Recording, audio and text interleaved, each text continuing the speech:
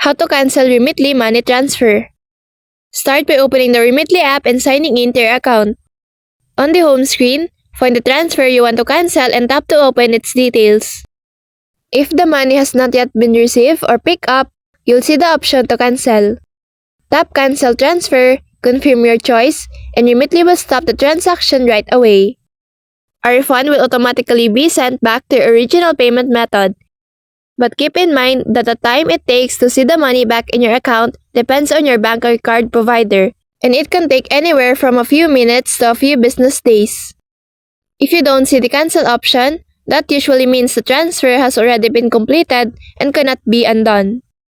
In that case, you can reach out to Remitly customer support through the app or website for more help. To avoid issues, it's always best to act quickly and cancel before the recipient receives the funds. So that's all for this video. I hope this helps. Thank you.